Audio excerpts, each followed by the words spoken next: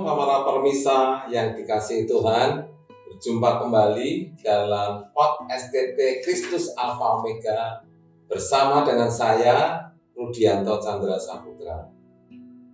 Para pemirsa yang dikasihi Tuhan, seringkali kita datang ke gereja mendengarkan firman Tuhan.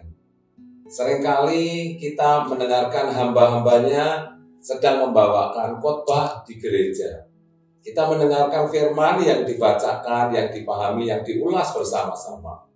Pertanyaannya, seringkali para hamba-hamba Tuhan ini membawakan firman dengan penuh, banyak kutipan ayat-ayat firman, dan juga bahkan banyak sekali mengutip dari bahasa-bahasa asli daripada Alkitab itu sendiri. Pertanyaannya, bagi yang mendengarkan, apakah kita bisa menangkap dengan baik? Apakah itu menarik hati kita? Apakah itu mengubahkan setiap kita?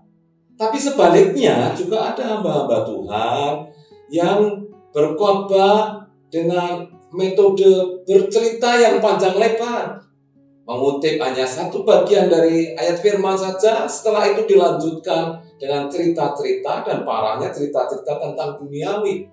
Cerita-cerita tentang orang-orang terkenal, ya mungkin ditambahkan juga sedikit kesaksian dirinya.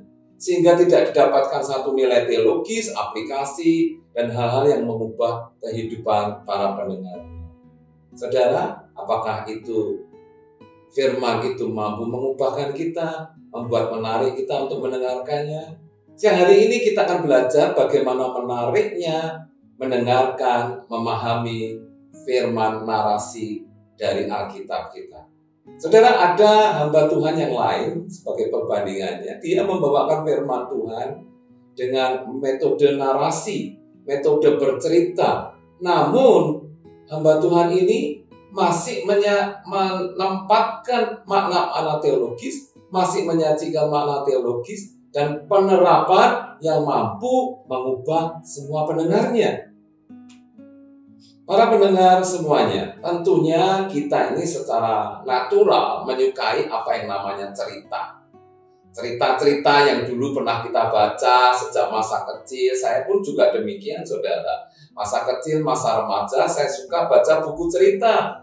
Entahkah itu yang namanya komik, entahkah itu yang namanya novel. Saya begitu tertarik akan ke cerita itu, kenapa? Karena di dalam cerita itu dibagi-bagi ada segmen-segmen, ada babak-babak. Dan setiap akhir babak selalu ada pertanyaan yang menantang, ada peristiwa yang menantang untuk supaya kita bisa masuk kepada babak selanjutnya. Sehingga, saudara, kalau orang sudah membaca komik, membaca cerita, itu nggak mau putus. Terus mau nyambung terus. Demikian juga dengan firman Tuhan ini. Kalau kita membaca firman dengan memperhatikan kisah dan ceritanya, kita akan jadi tertarik, saudara. Kenapa? Karena kisahnya adalah kisah tentang Dia, kisah tentang Tuhan, kisah tentang Allah sendiri yang dahsyat dan luar biasa. Teristimewa di dalam kitab Injil, saudara semua, kita bisa mendapati bahwa Yesus banyak mengungkapkan cerita-cerita supaya pendengarnya, pembacanya sungguh-sungguh bisa memahami dengan baik. Mari kita coba lihat satu contoh model cerita daripada kisah Injil Tuhan Yesus ini. Yaitu adalah ketika Yesus mendatangi rumah mertua Simon Petrus yang saat itu sedang sakit. Kemanapun Yesus pergi selalu banyak orang berbondong-bondong mengiringi dia. Namun kali ini yang pertama yang Yesus prioritaskan adalah kesembuhan dari ibu mertuanya sendiri. Dan ibu mertua Petrus mengalami kesembuhan dan kemudian yang dikatakan oleh Injil adalah ibu mertua ini melayani. Ibu mertua ini ikut serta di dalam pelayanan Tuhan Yesus. Makanya Yesus mau datang ke rumah ibu mertua Simon. Pendengar semuanya, hal yang menarik di babak pertama kisah ini adalah Yesus mau mendatangi ke rumah. Padahal sakitnya disebutkan hanya sakit demam biasa. Dan itu memperoleh kesembuhan. Setelah Yesus selesai, babak berikutnya adalah Yesus keluar dari rumah itu. Yesus menjumpai banyak orang berbondong-bondong. Dan Yesus pun menyembuhkan banyak orang yang menderita sakit pada saat itu. Sebagai orang yang menyajikan kisah narasi, mestinya kita bertanya, Ada penyembuhan yang pertama, ada penyembuhan yang kedua, ada penyembuhan yang bertempat di rumah, ada penyembuhan di tempat yang terbuka. Apa istimewanya? Kenapa Yesus membedakan semuanya itu?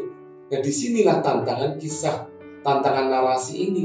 Karena setiap babak di dalam kisah tersebut memiliki satu tujuan, yang mana nanti kita bisa menarik makna teologisnya, sekaligus akhirnya adalah penerapan bagi setiap kita.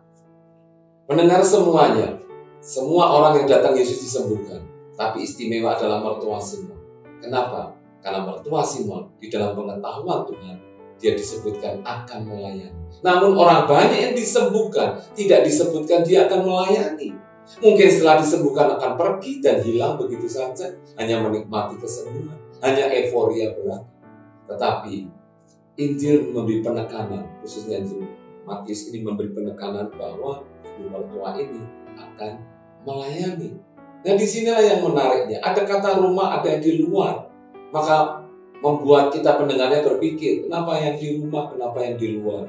Ternyata yang di rumah itu berbicara, Yesus memperhatikan lebih prioritas, lebih mendalam bagi orang-orang yang rindu melayani daripada yang hanya sekedar mendapatkan kesembuhan benar.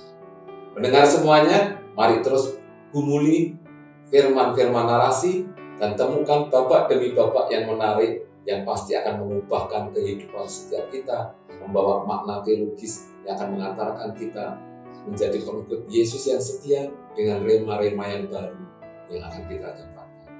Amin.